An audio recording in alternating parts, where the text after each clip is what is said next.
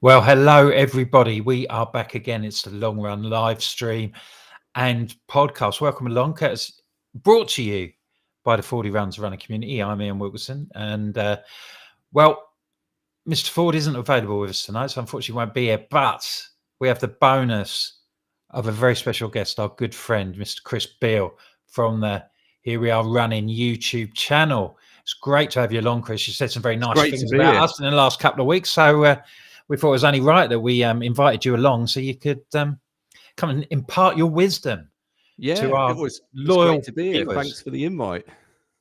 Lovely to see you, mate. Thanks ever so much for coming. Alan's here. Alan's managed to come anyway. Alan's still here, and Toby's here too. So we're gonna have.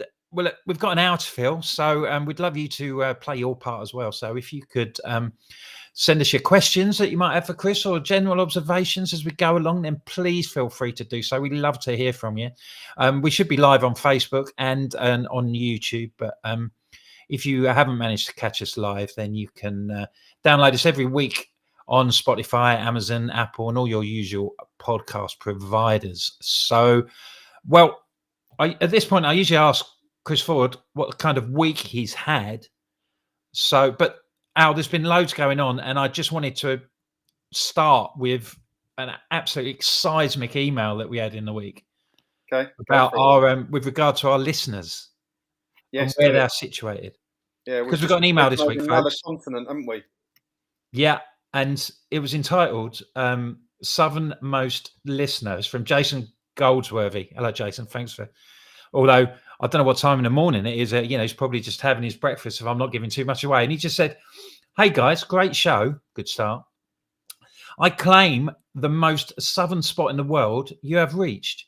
You're huge in Deep Bay, Tasmania, Australia. Ooh. Bigger than Malta, I say. Cheers, Jed." Toby, Tasmania. Show people where Tasmania is. Well, I've done a little bit of homework, because we don't just throw this thing together, ladies and gentlemen. We do sort of like when we've given this sort of information, then we do like to expand upon it and try and provide you with a decent service and educate as well as entertain. And I found out it's nearly 11,000 miles away from London.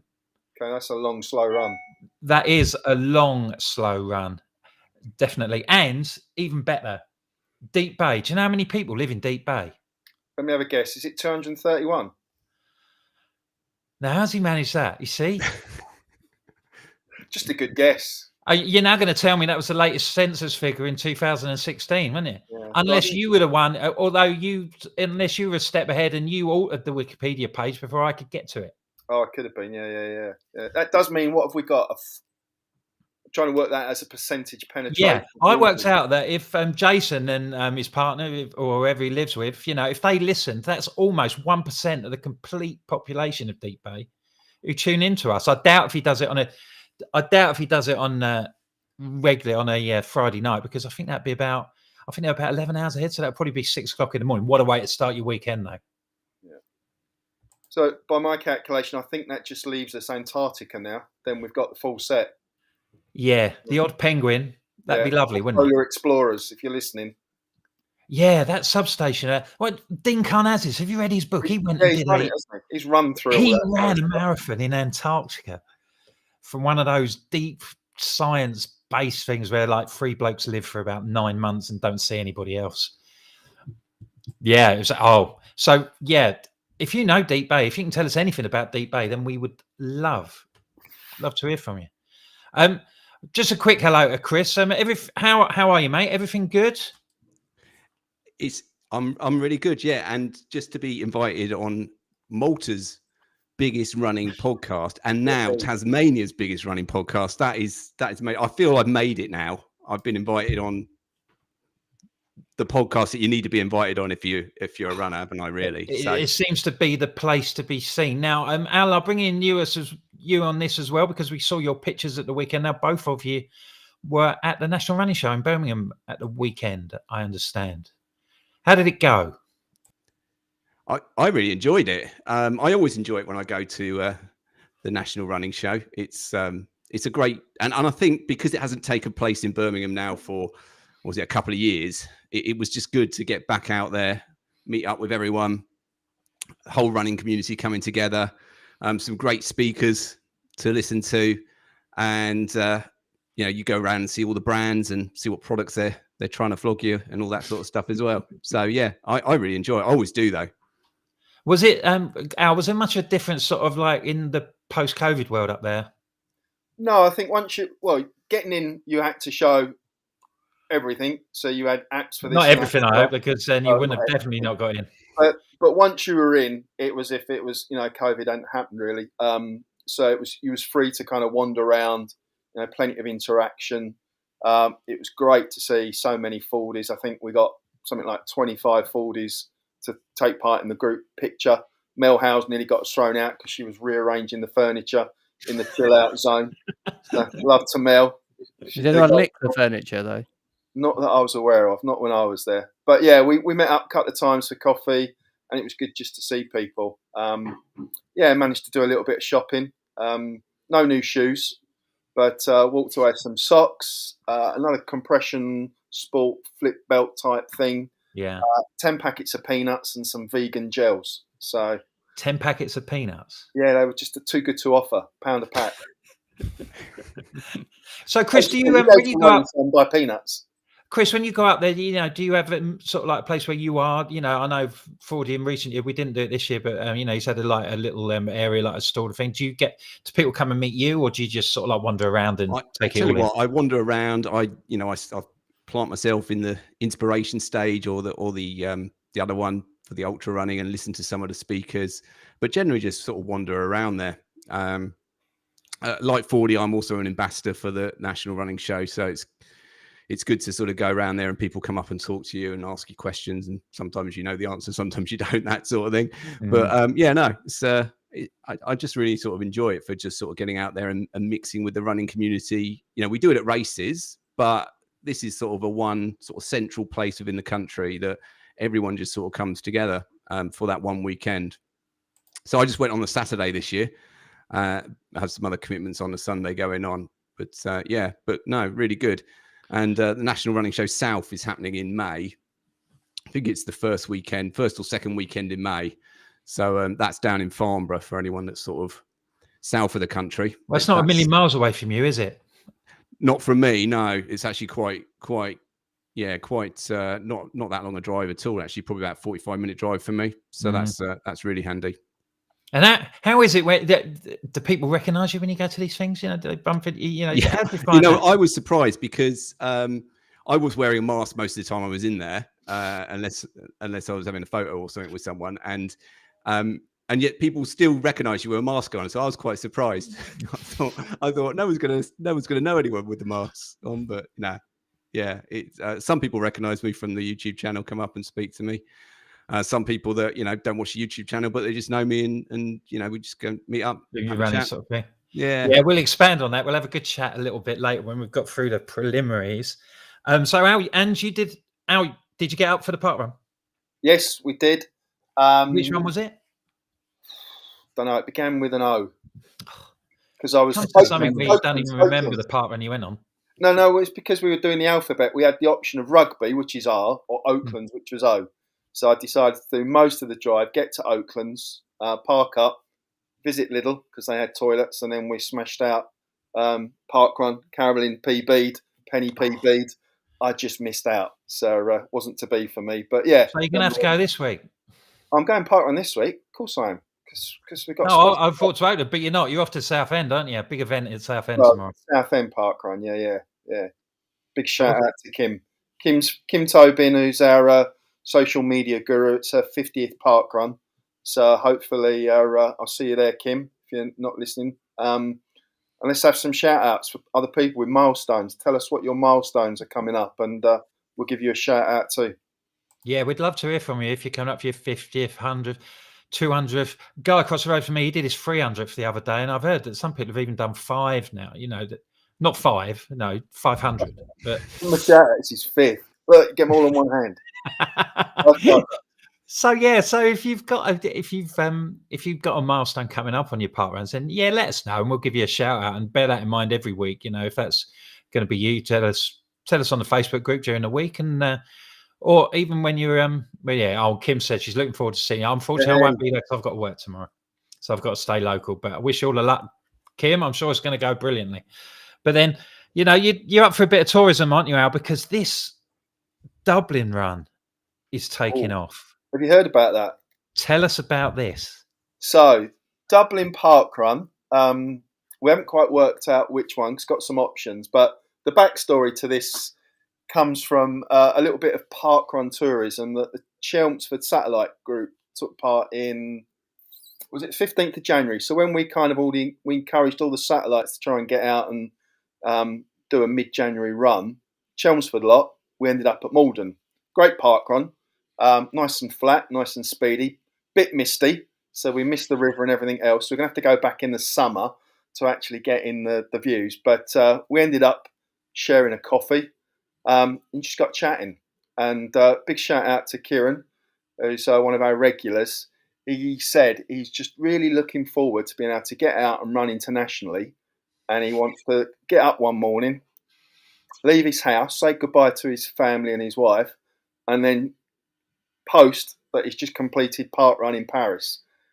And then that kind of started the conversation. We did a bit of research. Because of COVID and because of the restrictions, it's really hard to get to Paris in time for a 9 o'clock start. And the idea is we do it in one day. None of this pre-planning and going out on Thursday and acclimatising. It was get up, go to park run, check in, run, come home, but as far away as possible. But Paris just wasn't going to be because we just couldn't get the timings. Not enough planes, not enough trains. It was just too difficult, and we'd missed the start, so it kind of defeats the object. Negates the object. Yeah, kind of turning on everyone else has finished. You kind of miss the opportunity, really. But we carried on the research, and Dublin it is. So Chelmsford set the way, but to be fair, everyone's just piled in now. So how many you got going, do you reckon? at the moment, we've got 30, just give or take. So coming out of Stansted, coming out of Luton, we might have a few coming Gatwick, possibly East Midlands. So we all congregate Dublin Airport, and then we're thinking that we might actually just run to park run. There's one just under 5k away from the airport. So we might have to jump over some busy roads and possibly over a river. So we've not quite nailed the logistics yet. But the idea of just seeing 30 FORDYs running along the Liffey or whatever it is. Yeah, swimming across the Liffey to get to park run. Yeah. And then after that, we might take it. Oh, brilliant. So if people want to get involved, what do they do? So if you know about us on the Facebook page, get signed up there. We've got an events page as well. So go along, have a look, sign up. Obviously, don't forget to book your flights. What we're saying to people is kind of make your own way there. We'll see you in the arrivals lounge at Dublin around about 7:30 that Saturday morning. So it's another early start. And then we'll just see where it takes us. Well, obviously to park run, but after that, hopefully we'll be reporting back on a international success. Could set an excellent precedent. We're looking forward to that. I mean, there's plenty of things. So what weekend's that? When are you going? 23rd of April. 23rd of April. Yeah. So before that, we've got a couple of there's a couple of big volunteer groups that are going on, isn't there? I think Mel's doing one for the winter run in London, which is on the 13th. 13th of Feb, yeah. And there's Paul is sorting out a big group for the London Landmarks, which is 3rd of April. I think Rings it's a bell. Yeah. You're running this year, aren't you? I've signed up. I'm going to be. They're on the finishers bag, so I'm going to be doing a bit of volunteering that day. Yeah, London so hopefully a few more. There was plenty of enthusiasm when Paula put the email out earlier this week. So hopefully that will do it as well. Chris, what have you got any sort of runs coming up? So I'm going to be doing long run this weekend as part of my marathon training. Yeah. No park run for me this at the weekend. Although I've done quite a few in Ireland actually. It's a good place to do park run. Probably the most interesting one I did in Ireland was over on the west coast, a place called Nairn Beach, I think it's called, and the whole park run itself is actually on the sand. So it's pretty tough because you're running on sand, and also, well, normally tough in one direction because on the west coast there's always lots of wind there. So you're running into it or against it in one direction, and did that several years ago. So yeah, you should definitely have good fun at park run in Ireland and in Dublin. Oh yeah, it's going to be a cracker, isn't it? I mean, I'm going to the big run in Dublin. I've got a place in the marathon this year, so Well, I'll be looking inspired for us, Wilco. Pardon? Knowing that you were doing the marathon, that's what inspired us to look at Dublin. Well, I'd like to think so. We can go and do a little recce for you, and then report back on their best places. The best places to get a vegan sausage roll and things like that. Either that, you might be banned by the marathon if you've got FORDY gear on. Yeah, I might have to. Yeah, depending on what they get up to. But there's plenty of things, and I mean, we're in the thick of the ballot season as well, aren't we? I mean, we've got what did I put in for this week? Royal Parks. Their results are going to be out soon, and of course, the London Marathon is doing it. I wondered why I can put into. I mean, I got a ballot place in Dublin. That was last week, and I got given a spot a week after, and then this with the Royal Parks, they're going to be giving out tickets, giving out places like 3 days after the ballots closes. I wonder why it takes London 6 months to get round to telling you whether you got a place or not. Or telling you haven't got a place. Well, if you haven't got a place, yeah. I assume it's to build the excitement, gets everyone such on edge. Well, you're excited, aren't you? You're excited when you put your name in for the ballot. You think, oh yeah, maybe it's my year this year, and then you forget about it for 6 months, and then there's the big build up in the week before. And then, I just think it'd be out, particularly because it's such a big event, and I'm sure that if people got an early indication of whether they were in it or not, then they would be able to organise the rest of their year around whether they had a place in the London Marathon. It would actually help people if they were given a bit more notice. Yeah, I agree. It does. It's not like the technology. It's not like they've got to sort of like get us all in a big bucket and draw us out of a hat, literally. They could do it the week after, couldn't they? They could do it the week after the ballots closed if they wanted to. Yeah, I would suggest so, definitely. What do you reckon? The precedent is Berlin opens, several months after London, manages to keep it open for a pretty long time, couple of months from memory, and then 2 weeks later, Berlin pops out. Again, you get told you're not in it, but they tell you quite quickly, so you can move on. It's about 25-1, I think. It was last time. 25-1 ago. But we all know people who do get places. You say, oh well, we don't know many people, but we always know someone. So we never know. And apparently, by the end of February, that we're going to get the nod for that. And we understand that there's going to shortly after you've got your rejection letter from the ballot for the London Marathon, then there are going to be virtual places available. Al. Yeah, I'd imagine that email will be following quite closely behind. Sorry to tell you, you've been unsuccessful, but it's a but that comes at a cost. Here's a chance to take part in the virtual. And I know a lot of people will sign up for that because it's another opportunity to say you took part in the London Marathon, albeit, slightly differently. I've never done the London virtual. Toby, I think you've done it, haven't you? Wilco, did you do it? No, I've not done it. Yeah, we did it first year. Was it 2020? Get confused these days. The COVID years, as they're called. When was it? How long ago was it? We did 2020, but that was quite good. That was, it kicked down with rain though, didn't it? I remember doing it. It just rained, torrential rain, the whole 4 hours that I did it in.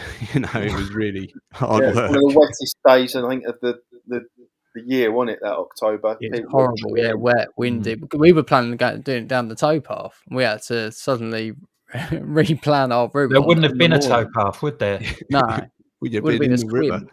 Yeah. So, I mean, it's going to be a great charity raiser, which at a time when when so many charities can do with all the help that they could possibly get, if they can get 40,000 people at, I don't know, 25, 28 quid a shot, then you're talking seven figures that it's going to be earned by.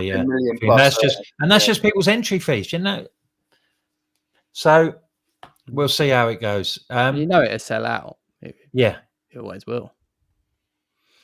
So so you've all got that to look forward to. So there is a second chance if you do not get your place, which I think rumor has it it'll be by the end of next month. So only about another 4 weeks to go, and then we might find out.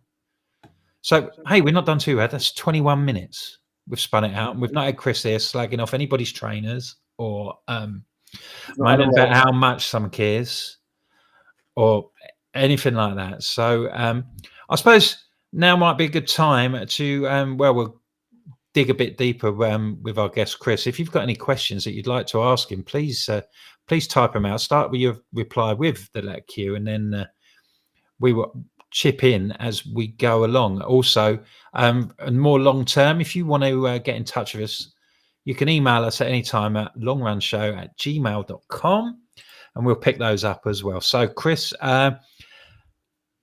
perhaps, I'm sure you'll be familiar to quite a few of our viewers and listeners, but could you just start by telling us a little bit about yourself?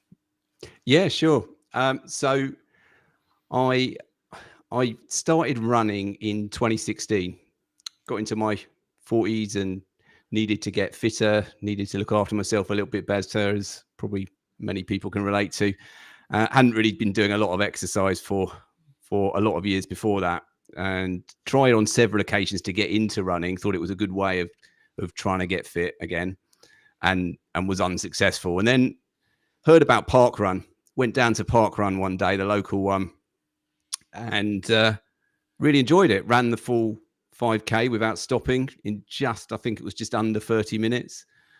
And I just liked the sort of whole atmosphere there and everything. It's quite a nice park run, my local one. Where's that? It's in Reigate. Right. So it's a kind of it's a proper sort of park with a woodland area and trails and stuff like that. It's not the most flattest one or anything, but it's quite an interesting one. A 2-lap course. So did that the first week. Thought, right, I'll come back the next week. Did it the next week. I think I brought one of my kids the following week, and just got into the habit of it, really. And so for the first probably year of starting to run, that was what I was doing. I was just doing park runs, really. And then I thought, well, let's see if I can do a 10K. Did my first 10K race, and then just sort of increased the distances as time passed, really. And did my first half marathon, then did the Brighton Marathon, first marathon in 2018. And then last year, as the distances have increased again, I did my first 50 miler. So I did the North Downs Way 50 last, when was that? May. Yeah. And yeah, just really love everything about running, really. And I suppose the other thing is that I film my runs, a lot of them, and take the camera out, take the GoPro out there. Started a YouTube channel when I was training for my first marathon, just to sort of document the story. And that kind of evolved from there. And it was combining two hobbies, really. The hobby of running with the hobby that I'd always had of sort of making or trying to make some interesting videos. So you've always, so the videos came first then. You've been involved in doing that before you started? Yeah, but nothing like on YouTube or anything. More for sort of personal use, with the family. Take a camera away on holiday and that sort of thing. And film some weddings for some friends and stuff like that. But nothing, nothing like a YouTube channel. That really came from doing it with running. So it was quite an been quite an individual sort of like start then that you just did. So when did you sort of like click and think, oh, well, people might be interested in what I'm doing and putting it out there? So I guess I guess that whenever someone starts a YouTube channel, starts putting some videos out there, normally the videos are pretty bad to begin with. The quality is not good. Everyone's got to start somewhere, and you're always quite shocked when people subscribe to your channel, watch your videos, and subscribe to the channel. But because I was training for Brighton, and I had a training series, like a weekly vlog, it attracted some people that were also training for Brighton, and they would follow along and they'd subscribe and they'd start commenting, and it just sort of built up from that, really. Later on, I started doing some product reviews on there as well, filming some of my races, filming some park runs. So it covers a number of different angles when it comes to the videos that I make for the YouTube channel. And you just sort of pick up kind of different audiences, but the key thing about the audience is everyone loves running. So it's that sort of, because it's quite yeah, it's like you say that on your channel there's lots of little different things, and lots of race review, and then there's a bit of kit stuff, and so whatever there's such a wide range of stuff, so whatever people want to dip into, you know, they've got the opportunity to do that, haven't they? I mean, some people subscribe because they've seen a shoe review and they like other people's views on shoes before they go out and buy them. I run in stability shoes, so that kind of, I don't hardly ever review shoes that aren't stability shoes, because those are the shoes I wear, you know. So that attracts a stability shoe audience, if you like. Some of those people probably never watch the training vlogs or the races. They're just interested in the shoe reviews. But other people kind of like the wide spread of things, and they might have joined the channel from watching a shoe review, but then they watch the races, or they watch the training vlogs, and they sort of follow the journey. And that's really what I enjoy, the kind of follow the journey type of video, the narrative sort of stuff. Yeah, I mean, that's how I came across your stuff, really, because I had I was due to do my first marathon at Edinburgh in 2020 in the COVID year, and was looking for reviews and stuff, then chanced upon the day that, I won't say the day you enjoyed at Edinburgh, without any spoilers. I survived it. Yeah, I mean, and one of the things that I like about your stuff, and I mentioned this the other day when we were talking about getting you on, it's real warts and all stuff.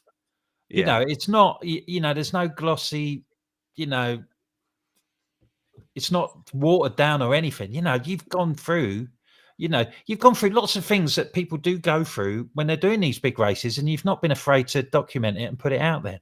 I think that's why, you know, people relate to it, you know, because it is whatever it is, you know, it's whatever happens on the day, and everyone has a bad race. Everyone has problems. Everyone gets injuries, you know, so there's no point in trying to hide that and trying to pretend it never happens. If it happens and I'm filming it, then I'll put a video out about it. And yeah, as you mentioned, Edinburgh was going fine until I started getting cramp in both calves, and for the final, I don't know, 10 miles or something like that, I was having to stop start the whole way, go into the first aid tent that they had there, and, you know, finished it, but in just under 6 hours, you know, and I was trying to get something like 3 hours 45 or something like that. But, you know, that's the way it goes. So that happens. And therefore, you know, why not show people that it happens as well? And people do relate to it. And well, you did manage to come across as being very upbeat about it afterwards, and you also, you know, problems at Manchester as well, didn't you? A similar sort of thing. You know, was another sort of race that didn't go your way. Yeah, there's a bit of a theme going with my actual. I mean, I've not done a huge number of marathons. I've done three proper races that are marathons: Brighton, then Edinburgh, and then Manchester this year. I've also done the virtual London Marathon, and I've done 2 marathons actually on my treadmill. And in fact, the virtual London Marathon went quite well because I just ran the whole thing. It was in difficult conditions. Did it without any training. Your own? Yeah, on my own. Yeah, it was quite good that day, though. Probably most people experienced that because there was lots of people doing it. So you did sort of run into other people and pass people, and everyone was cheering each other on. There wasn't many people on the streets because the weather was horrific. But I think the people that were on it were doing the virtual London Marathon. Yeah, if you're out there, you were mad enough for doing virtual. Yeah, exactly. And you had loads of people tooting cars and stuff. It was quite. Yeah, I had a dinosaur on my run. There was like a guy wearing a dinosaur costume. So yeah, it was interesting on that one. But that one went quite well considering all of those things. Whereas all of the actual races, the proper organised races that I've run in marathons, they've all had a story. They've all not gone according to plan. And I'm hoping to change that this year. But yeah, so far they haven't. For various different reasons. So yeah. Oh, but it's made for great content, and at least that can be some sort of compensation, perhaps. Yeah, but there's a bit of a theme, and I want to change that, I think, this year. I don't want to keep making marathon videos that don't go well. So what marathons you doing this year? What you got in the book? So we've got Brighton this year, so I'm going back to where it all began. I'll be approaching it very differently. I mean, I think everyone has probably a fairly similar story on their first marathon. They set off too fast. I definitely did. When I did Brighton in 2018, I was, you don't know really what time to aim for. I was setting myself a target of 3 hours 45. And then I started off at a pace that was actually much quicker than that. And for anyone that's done Brighton or is going to do Brighton, this might be quite useful information. That the first half of Brighton isn't flat. It is quite undulating, and it is a bit hilly. It's much flatter on the second half. But because I was doing that increased pace on the first half, it really sort of wore me out before it should have. Even when I got over halfway there, I could feel that the pace was dropping. It was going to be a struggle. It was a struggle. The second half was a struggle, but I kept going. There was a bit of walking involved, but I kept going, and I got there in the end. And that is still my fastest outdoor marathon time of I think it was 3 hours 56, something like that. So this year I'm going back there, and the sole aim is to run it well, having learned all I've learned over the last few years, and to just try and beat that PB, see how we get on, really. And nothing too flash. So with the with the YouTube channel, you've started that off. You've been doing that a little while now. How much sort of, for somebody who would be thinking about doing something similar, how much time does it take? How much of your time does it take up?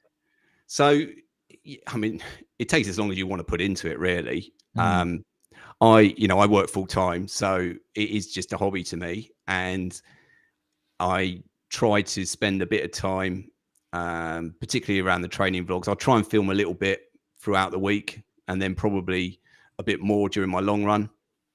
And then after that, I'll spend probably a few hours putting it all together, editing it all together. Race vlogs can take quite a while to edit. You normally film quite a bit of footage in a race vlog, and then you've got to kind of put that together in a sort of interesting way that people are going to enjoy watching, adding some music to it as well to make it more interesting, more watchable, really.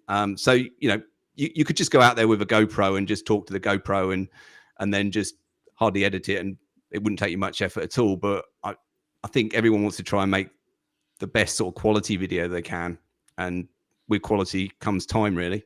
Yeah. And what have you learned about like the process as you've gone along with the YouTubing?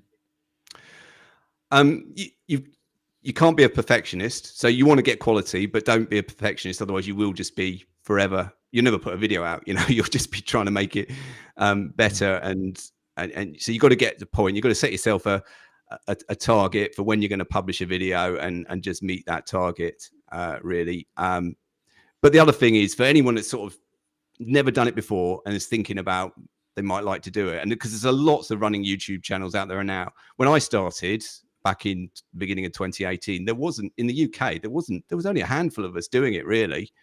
But then over the years, I think perhaps because the cameras have got better as well, because even back then the GoPros, they didn't have great stabilization in them, so the videos you made were a bit jumpy up and down. Now the GoPros, the stabilization in them is brilliant, so a lot more. I think that's attracted a lot more people to pick up buy a camera, pick up a camera, and start filming. And if you're going to do it, then just go for that run, film it, and make your first video, and then publish it on YouTube and see what it does. Really, it's not going to be great the first one. I've kept my earlier ones on the channel. People go back and see them if they want. They're awful, but it's a start, isn't it? You've got to start somewhere, and you're only going to get better by making more videos, trying out new things, new techniques, just learning things, learning your style, really. Everyone that does it has a bit of a different style, and that's what you've got to just work towards, really. I think the boys would agree that we've had a similar sort of learning process with doing the podcast, really, that if we we're not saying we're brilliant, but we'd like to think that we're a little bit better 32 episodes in than we were when we first started. I mean, I'd certainly like to think that my contribution has improved somewhat, but there you go. And I suppose as well, Chris, the equipment's become a little bit more affordable as well. It's easier for people to get their hands on than to do it themselves. Yeah, indeed. Yeah. As I say, for a running YouTuber, the key thing is your action camera. And, most people go for a GoPro, but there's other ones out there now as well that you could opt for instead. But if you just, if you can get one of those, then you can make videos and you can put videos on YouTube, and then over time, just add to it. You know, I started that with that. I then got a camera for, you know, I'm using for this now. I've got some lighting. You can see the lighting background there, you know, a microphone. You just add to it over time, don't you? And so did I see the other day, like you've got like a shed at the bottom of the garden or something you do all your stuff? Yeah. So I'm in it now. So this is when the pandemic started and working from home and everything. We said we with the kids, we've got 3 kids. They were all working at home. My wife's a teacher. She's trying to work from home. I was trying to work from home. It got stressful.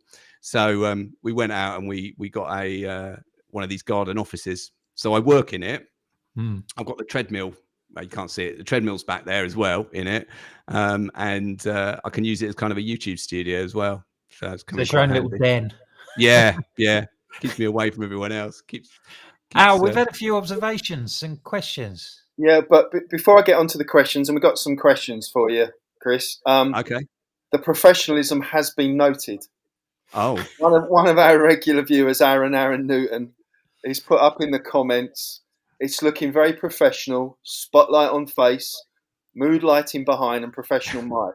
So you've lifted the tone, because unlike Wilco, I'm not sure we have got much better, because we've just got lazier as we've got more confident.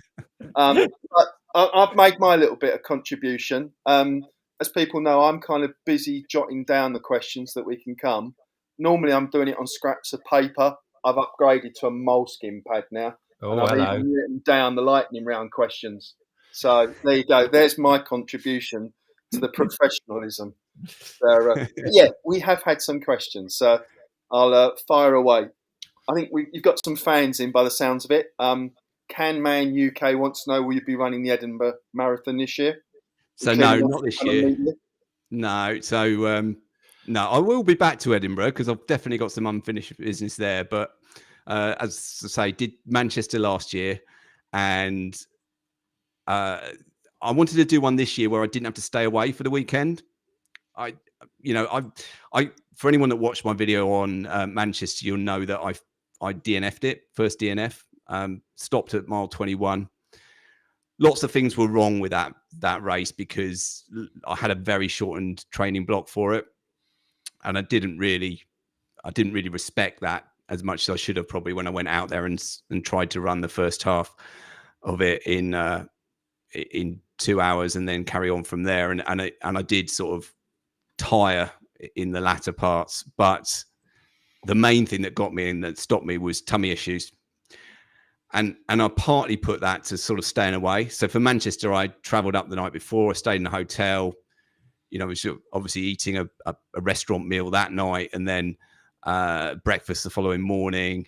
It's not necessarily what you're used to. So I thought this year, rather than do all that and take that risk again, I will go down to Brighton. It's only down the road from me, really. And I'll give Brighton a go. So no, not Edinburgh this year, but definitely need to go back 1 year because I've got some unfinished business there. Apologies, Cam Man, you won't meet this, Chris, but Toby, is the plan still to do Edinburgh? There will be attendance, I believe, at Edinburgh Marathon. You've got a gang down there? Yeah, I'm in attendance at Edinburgh. Yeah, indeed. Yeah. Okay, so I think there's a fair few going up. Yeah, so look out for us, Cam Man. Not me, because I'm not doing Edinburgh. Look out for the FORDY band. Couple of questions about your footwear. You mentioned about your shoe reviews. We've got, let me get Lindsay K. First of all, shout out to Lindsay. Tomorrow's 92 park runs. So homing in on the big century. Keep us posted on where you might be when you land the big 100. But Chris, as a fellow Overpronator, so she's obviously watched some of your shoe reviews, would you ever try out running a Nike Alpha Fly?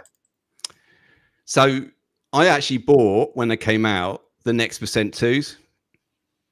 And with the intention of running my next marathon in them. And that was going to be Manchester, probably not when Manchester was first on. So, so I bought those. I've run a fastish, fairly fast 5K in them so far. But I didn't use them for Manchester. And that was purely because I did a kind of test run in them just before Manchester, and it didn't feel good on my calves. and I thought, no, I can't take the risk. I am going to try them again and see whether or not I will be able to. I'll be able to wear them for Brighton. I think they will offer benefit. Now, I am taking a little bit of a risk because they're not the most stable shoe in the world. They're not really that stable at all with the big stack height and everything. But I wanted to try out one of these carbon plated shoes because they don't make them for overpronators. So I wanted to try out one. I think I got a deal on it when I bought the Next Percent 2s, and we'll see. So yeah. I won't try the Alpha Fly, but as I say, before you jump in now, Chris, obviously you've documented that you went out through the park run route and doing all this thing. How did you eventually find out that you were an overpronator? I went to a running shop, I think, to get my gait analysed. How long ago? How far along the road was that? Probably during my first year of running at some point. Yeah. I think because when I first did the park runs, I had a pair of running shoes. Never used to really wear them for running, but I did have a pair of running shoes. So I did the first few park runs in that, and then thought I'd better buy a new pair of shoes as I was getting more into it. So I went to a running shop, got the gait and analysed. And that's what they said. I was kind of like surprised, and then I thought I want to get a second opinion, so I went somewhere else and I got gait analysed again, and they said the same thing pretty much. So I've had it a few times. I've had gait analysed a few times now, and yeah, it does come up as I'm an overpronator. So that's how I knew really, and then I just tried different types of stability shoes really. Stability shoes are a little bit interesting because not every brand provides the stability in the same way. So, just because you got one stability shoe, it adds another element to a running shoe really that you got to consider when you're going to buy them. So, what are your favourites? So the ones that I've kind of got every version of since I started running are the Kianos. So I'm on the Kiano 28s now. I started with a real sort of love-hate relationship for them, and some of the versions I've got on better than other versions on. So I like those. I always sort of have a pair of those in my rotation. I like the Adrenaline GTS range as well. Good job, Chris is off.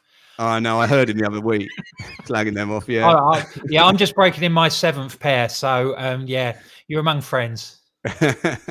and this year I got the New Balance Fongo V5, and I really like those. And I did a video on what I felt was the best stability running shoes of last year, and those were my top pick really. They just feel a very natural shoe to run in, and they're very comfortable as well.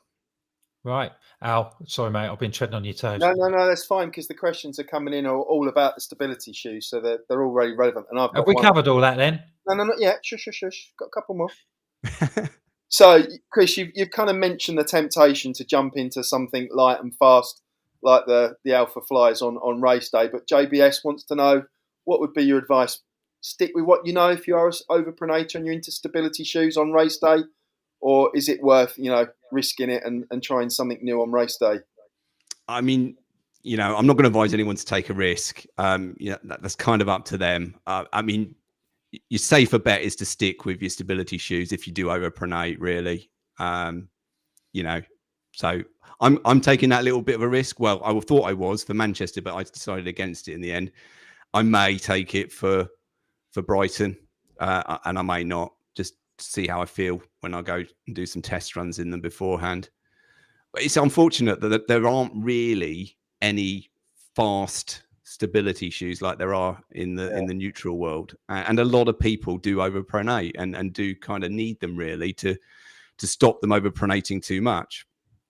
I really liked the New Balance Fuel Cell Prism, the original version of that. That was a very lightweight stability running shoe at a time where nobody made lightweight stability running shoes, and with the fuel cell midsole foam, it was also a very sort of bouncy foam. And I've run 2 marathons in that. I've run the virtual London Marathon in them, and I've also run on the treadmill in them. And they could go from any distance, 5K up to marathon, I felt. Had a little bit of an issue with the insole in them especially if you're running in the rain. But other than that, a really good shoe. And then they brought the Prism 2 out, and it's a completely different shoe. It's not, I wouldn't. There's no way I would try and run a marathon in that. I just don't think you get the comfort over the 26.2 miles. So yeah, that's the closest I think really there's been to a fast stability shoe. If someone can nail that, they'll clear up in the stability market. There's definitely a market for it. I don't understand why one of the brands hasn't sort of considered that. I guess it must be the support adding to weight that seems to go against the trend for super lightweight, fast, speed shoes. Yeah, indeed. I mean, the stability is always going to add a bit of weight, isn't it? It's something yes, it is. But still, the midsole foams, you can make a midsole foam that is very bouncy, that does give you some extra speed in it, and you can definitely. Well, they proved it with the first version of the Prism. That was a light shoe. Yeah, I was running that for a little while, so that was a good shoe. Enjoyed it. but the second version is miles heavier. It's nearly as heavy as kind of my longer run easy pace type shoes, like the Keanu and the Adrenaline GTS. So I don't know why they've sort of completely changed from what they started in the first version, but there you go. Well, I don't know if it's true, but I've heard lots of rumours that these shoe manufacturers, they have two design teams. They have like an odd year and an even year, and therefore you can get two completely different styles of shoe coming out because the two are not talking. They're on a 4-year cycle, and they might as well be in a different country. It's quite possible. I also heard, I spoke to one of the brands at one point, and they say it's a 2-year cycle to develop a new shoe, even if it's an iteration. So, the ones that they're developing now, we're going to see in 2 years' time. So, that might explain it as well. But definitely think there's a market for it for stability shoe runners. We would like, if any of the brands are listening, we would like, to just have something a little bit faster for those faster training days, and also when we want to do our races as well. So when the fast stability shoe comes out in 2 years' time, they were listening today. Yeah, exactly what we know. We can get our 10%. Yeah. Well, just before we go into the lightning round, because we need to fit that in. Lindsay Kay's come back. She's a fan of the Keanu. She's on number 28, and she'll be using those to run Manchester. And Chris, I'm going to tell you now, I'm going to steal your recommendation for Fongo 5s. My partner Carolyn is a New Balance 860. I'm not sure if she's on 10 or 11s, but she doesn't like the latest version. So I'm going to steal your recommendation and go straight downstairs and see if I can claim a bit of credit for Vongos. So yeah. The only thing I would say about New Balance is that I always find the sizing a little bit tricky. So I've had New Balance shoes where they fitted true to size, no problem at all, and I've had other ones where you've got to go for a wide fitting, and that's the only brand I ever have gone for a wide fitting. So I'm not a wide in anything else, but in some of the New Balance shoes, I've had to go for a wide. I haven't had to up half a size or anything. I've just had to go for the wide, and I had to do that in the Vongos. So I'll bet mine. She's got a wide foot, so when I'm buying New Balance now, I buy the wide version and the normal version. I buy them both at the same time, try them on, and I send the one I don't prefer back because I never know. Yeah. Right. So, Toad, before this becomes the stability shoe special, shall we run the titles and do? Run the title. I've not seen them for ages. The lightning round title. I'm very excited.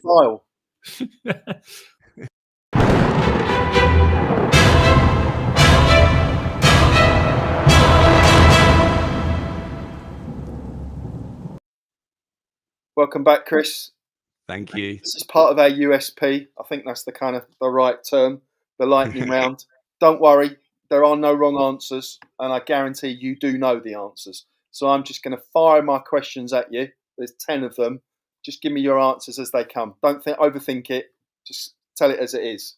So, bucket list race. So for me, that would be London Marathon. Never got through the ballot. Yeah. As a ballot place, then you wouldn't count the priority vest as that. No, good shout. Pre-race breakfast. Same as any other day. 4 Weetabix. 4? Yep, 4 Weetabix. Okay. Favorite distance? Probably the half marathon distance, because I've kind of got to that, and that I've done plenty of those. I've kind of nailed that with, so yeah, And probably you can train half for that marathon. relatively comfortably, can't you? It doesn't Yeah, disrupt your life yeah. completely. Okay. Favorite long run fuel? What you'll be taking with you tomorrow? So tailwind. I've switched to tailwind now. I'm not even using gels at the moment. Just taking the fueling and the hydration through the tailwind. Did you stock up last week at the National Running Show? I did indeed. Yeah, I did. Yeah, it was a good offer. Right. Favorite brand of running shoe? We might already know the answer to this, but repeat it and tell us anyway. Well, the favorite shoe was the Vongo, which is obviously New Balance. I'd probably say, though, Asics is probably still my favorite brand. Consistency. Hmm. Okay. Curveball, ketchup or brown sauce? Ketchup. Cool. Summer or winter training? I'm going to go winter. Yeah, you like to layer up. Yeah, I sweat a lot when I'm running, even in the winter. And the summer, I really do sweat buckets. So don't make much difference then. Just layer up, be warm, and then sweat it out. Okay, Yeah. road or trail races? Road races, but like training on the trails. Oh, cool. Your one song playlist? It's on repeat, remember. Yeah, my favorite running song, or favorite song to run to, is Mr. Brightside by the Killers. Oh, okay. Right. That's controversial. I think they're a bit overrated. There you go. I've said it now on a podcast. I'm going to get slaughtered. But hey ho. And then final question. 5K park run with cake and friends, or a 50 miler with flat coke and a roast? A 5K park run. Is that because of the cake? A 50 miler is just, it's hard. I've done it once, and I'm not sure I'm going to do it again. But well done. Cheers, Chris. Toby, where's those titles?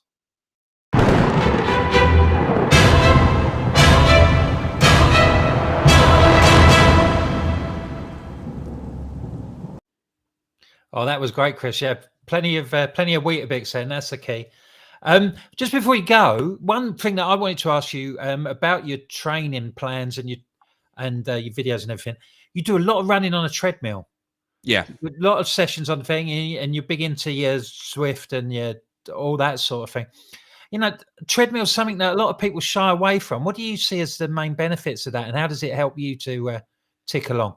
Yeah, sure. So I was always of a view of using the treadmill in the gym until, and again, this was at sort of beginning of the pandemic.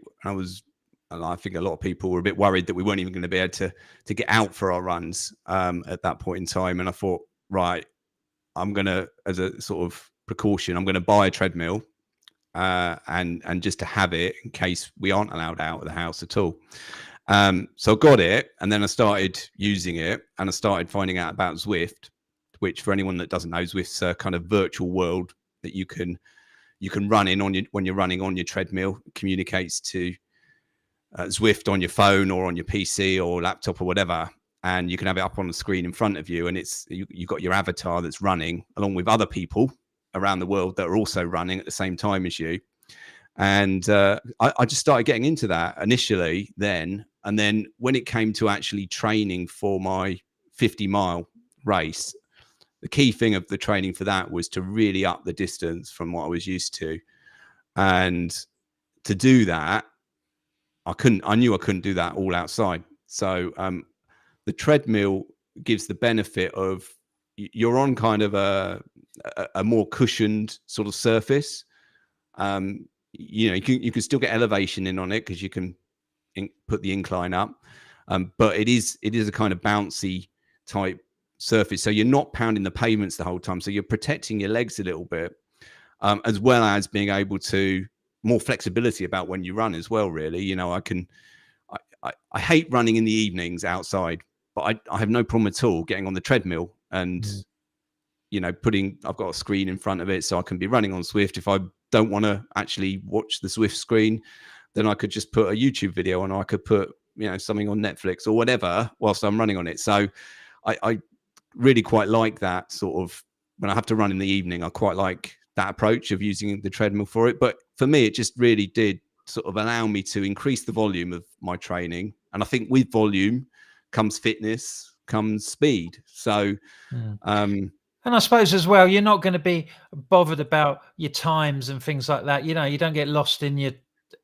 Strava account, do you? If you're out on your treadmill, you know, you don't worry about that sort of thing. No, you don't. No, it's you know, you can set the treadmill to run at whatever speed you want to run it at. You know, so a lot of the treadmill running I do is at easy pace, and I'm doing, you know, so I'm getting extra easy pace runs in on the treadmill.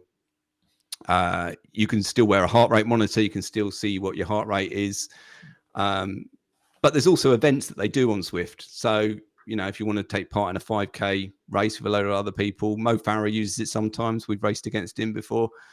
You know, so yeah, it's just variety as well, as I think. I mean, some people would probably hear this and just think, "No, I never want to go on a treadmill." You know, I've got the outside world.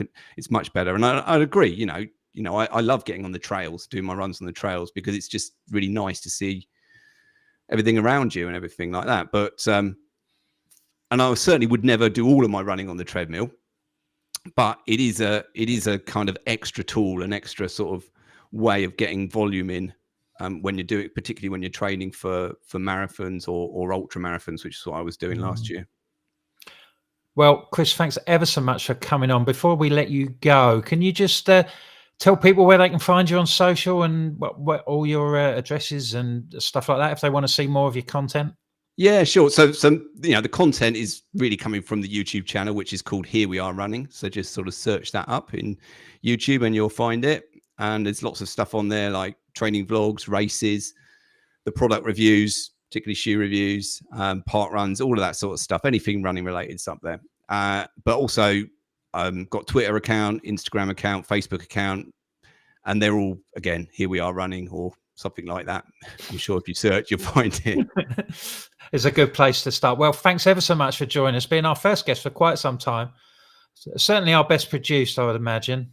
He's raised the bar, hasn't he? The quality suddenly got so much higher. We're all under pressure now. Yeah, I'm going to have a real sort of Starship Enterprise type operation when I finally move. So, yeah, thanks ever so much for coming on, Chris, and spending your Friday night with us. Wish you well on your long run and, you know, wish you all the best for beating that PB at Brighton, and I hope that goes really well for you, particularly after a few marathon experiences that perhaps haven't been brilliant for you. But yeah, thanks ever so much for coming. Al, thanks for being here. Pleasure. So you're off to Southend. What time you got to get up to go to Southend tomorrow? Probably got to leave at 7 o'clock. That's the only drawback with park run tourism. It's great to run in different places. It does mean there's not much of a Saturday morning line. You know, if I'm still here at 7 o'clock, I'm kind of leaving it a little bit tight to get down there. But we'll do our best, and we'll combine it with some extra miles along the seafront after park run. So I'm sure there'll be plenty of Fordies down there at Southend tomorrow cheering Kim on if they're not running themselves. We don't want to send them to Southend because Kim won't be there. She's actually. So which one is it? Chalkwell Beach Park. Chalkwell Beach. Beg your pardon. Don't go to Southend. Go to Chalkwell Beach. That's the place. It's the other side of here. There'll be lots of people in pink t-shirts. Yeah, that'll be the place to go. Tobe, where are you? Gunpowder tomorrow? Still working it out. I might make an appearance. I'm on a down week, so. How are you? Having a lie in bed then? No, I'll still get out. Maybe an easy half, maybe. Yeah, just have a little trickle on. Weather's supposed to be nice and mild tomorrow, mate. Might be a bit windy, but that'll be good. Thanks ever so much, JBS, for sending us a super sticker. Thanks for your support. That's absolutely brilliant. I'm going to get out for a park run tomorrow, hopefully, before work. Yeah, Panzanger tomorrow. It's dried up a bit, so that'll be great. Thanks ever so much for joining us again on the long run. And like I said at the start, if you're not able to watch us live on YouTube or Facebook at 7 o'clock on a Friday, then you can download us as a podcast. Hopefully, Toby will get himself sorted out, and that will be available pretty soon. You can email us too at longrunshow@gmail.com during the week, particularly, you know, if you can beat Deep Bay, Tasmania for as far away as possible for being them for us, which, you know, it's even at the bottom of Tasmania, having a look at the map, you know, you're really going to be, people from Hobart needn't bother. You know, they're not going to be able to get the most southern person to listen to us. So thanks ever so much. Spotify, Amazon, Apple, all your normal podcast places. You should be able to download us pretty soon. And we'll be back next week. So thanks ever so much for joining us. Toby, run the run the titles, mate.